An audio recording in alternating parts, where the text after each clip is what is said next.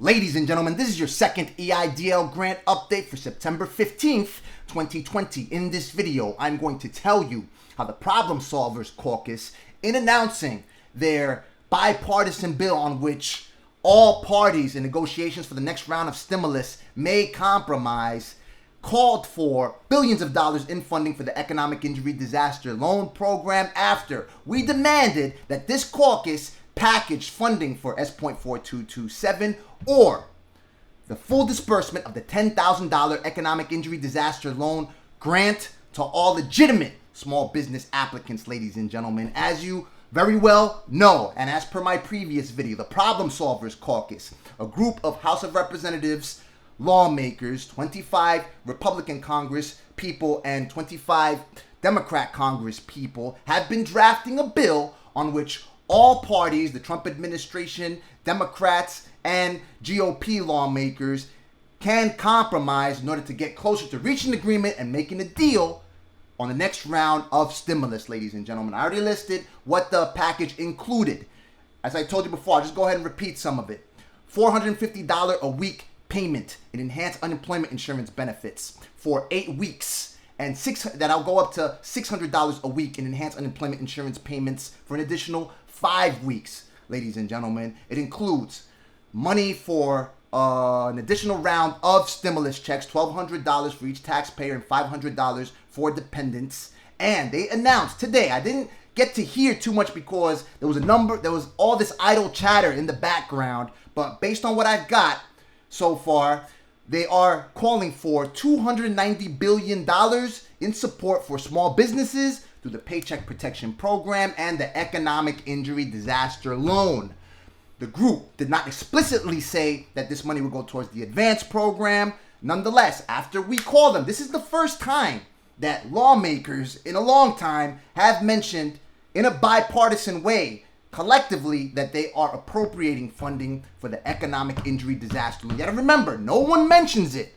This is the forgotten stepchild, ladies and gentlemen. You can look through President Donald Trump's tweets. He never mentioned Economic Injury Disaster Loan and its benefits. They always mention the Paycheck Protection Program, how it's been a huge success, how they dispersed millions of loans for billions of dollars. This bipartisan bill is calling for $1.532 trillion as a top line number. That's how much it aims to cost. If economic conditions improve, then the number is set to drop by $200 billion. If economic conditions continue to deteriorate, then the number could be, about $400 billion more, close to $2 trillion, ladies and gentlemen. What's good about the $1.532 trillion, as I said on yesterday's video, is that when I announced that Speaker of the House, Nancy Pelosi, said to Politico that she would be willing to cut the Democrat proposal in half, Treasury Secretary Steve Mnuchin's staff called the Speaker of the House, Nancy Pelosi's office, and they immediately retracted that offer, stating that no, we would not be willing to cut our deal in half, and our proposal in half, and they never came to a deal. They never reached an agreement. They never made a deal on that particular day. Shortly thereafter, negotiations stalled completely, and this bipartisan group of lawmakers have been working to draft a bill on which both sides can compromise, on all sides rather, not just both, on all sides can compromise in order to get closer to ultimately reaching a deal. That said, as I said, they explicitly called for a few corrections on the numbers that I mentioned this morning. They're actually calling for $145 billion in order to reopen schools. There's $25 billion appropriated towards contact tracing and testing. They want to ramp up nationwide testing capacity to 3 million tests on a daily basis.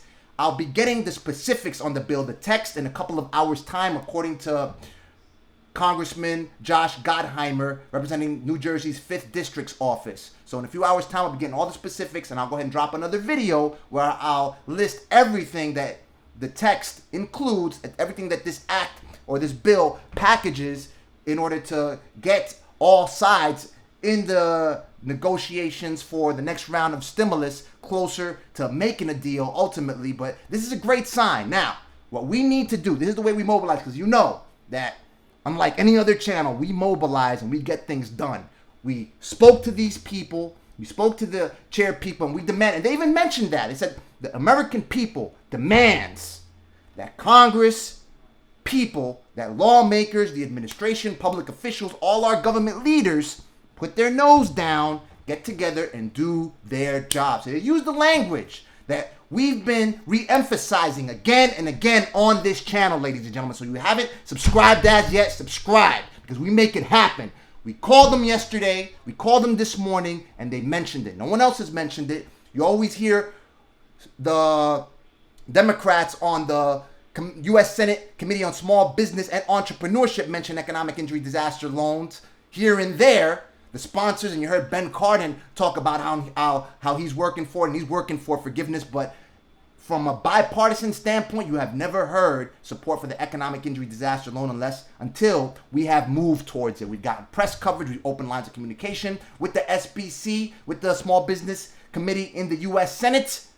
And we've gotten press coverage through the New York Times, through Politico. So here is what we are going to do, ladies and gentlemen. Today, Jen O'Malley, campaign manager to former Vice President Joe Biden's campaign for the President of the United States.